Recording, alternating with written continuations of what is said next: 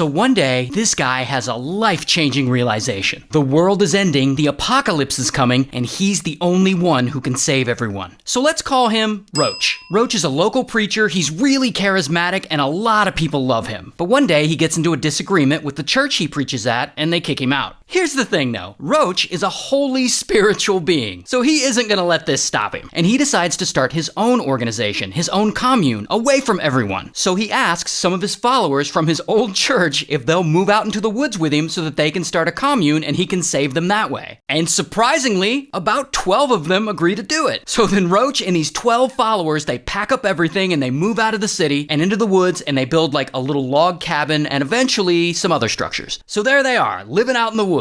And he's preaching to them every day, and these followers love Roch. I mean, he's gonna save them from the apocalypse. In fact, they love him so much, he eventually convinces 8 of the 9 women in the group to marry him, all at the same time. So now, Roch has 8 wives, and of course he's smashing with all of them, because I guess he says he needs to, because the apocalypse is coming, and he's gotta help repopulate the world. And so he starts making babies with all these women. And within a few years, he's got over 20 kids living out there in that commune with them. So now the group has grown to about 40 followers total. But then, slowly, over time, Roch starts drinking more and more. Because I guess this holy spiritual being drinks a lot. And little by little, he starts to run this commune like a dictatorship. He's mean to his followers, he's violent, he tortures them, he punishes the members by hitting them, sometimes with a belt, sometimes with a hammer. Sometimes he'll take a pew-pew and he won't shoot at you, but he'll shoot near you. Now, if that wasn't bad enough, Roch also says he has special healing powers. And when his followers are sick, he'll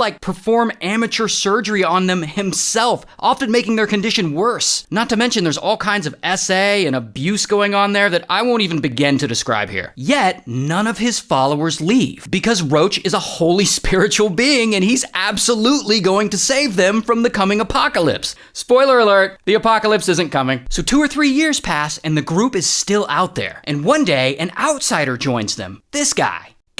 And they let Guy into the group, but Guy is admittedly a little nutty. So naturally, Roch puts him in charge of babysitting. So there Guy is one day, babysitting one of their 2-year-old toddlers, Samuel, and Samuel suddenly starts crying, and he won't stop. So Guy, who's a little nutty, he doesn't know what to do. So he starts punching him, and he injures him severely. And then Roch finds out about this, and Roch is like, oh, well, I have special holy healing powers, so I can fix Samuel's injuries. And then Roch decides that some of these injuries can be healed with a circumcision for some reason. So, Roch goes to circumcise Samuel, and him, not knowing what the he's doing, he gives Samuel alcohol because he doesn't have any anesthesia. So he forces Samuel to drink a bunch of alcohol, and pretty quickly, Samuel gets sick from alcohol poisoning and dies.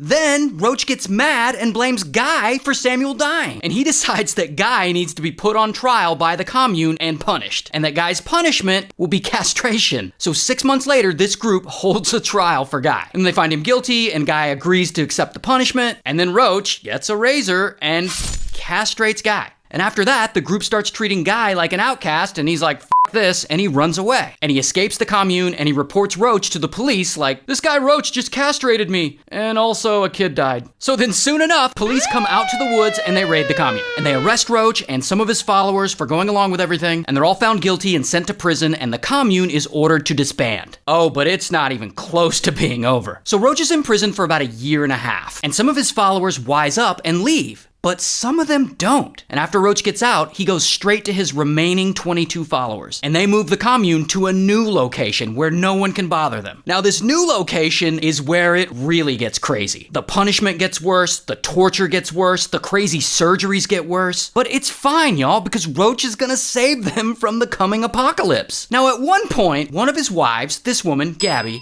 has a 5-month-old who's also Roch's kid. And one morning, the 5-month-old won't stop crying. So Roch orders them to leave the kid outside in a wheelbarrow in the freezing cold for hours. It's about 15 degrees outside. And of course, the kid doesn't survive. And then another day, another one of his wives, Solange, she starts having stomach pain. So then, of course, Roch, he's got to use his holy healing powers and operate on her. So he operates on her. And of course, the operation fails. And sadly, Solange passes away the next day. And then they have to bury Solange right there on the grounds of the compound. But here's where it all goes wrong for Roch. One day, he gets mad at Gabby, and he decides he's going to make an example out of her. So he pins her down, and he proceeds to amputate her arm. with a carpet knife, and then eventually a meat cleaver. And that is gruesome and horrible, and that is also the moment where Gabby decides she's had enough. It's about f***ing time. And almost 3 weeks later, Gabby is running through the woods. She has finally escaped the commune. And she runs until she somehow makes it to a nearby hospital. And the hospital staff, they see her wounds and they see that her arm is missing and they're like, what the f***?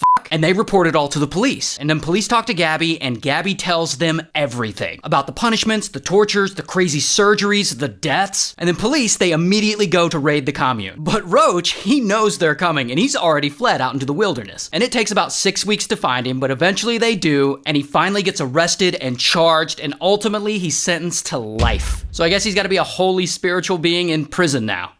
Until decades later, one of his fellow inmates unalives him in prison. Shout out to the apocalypse.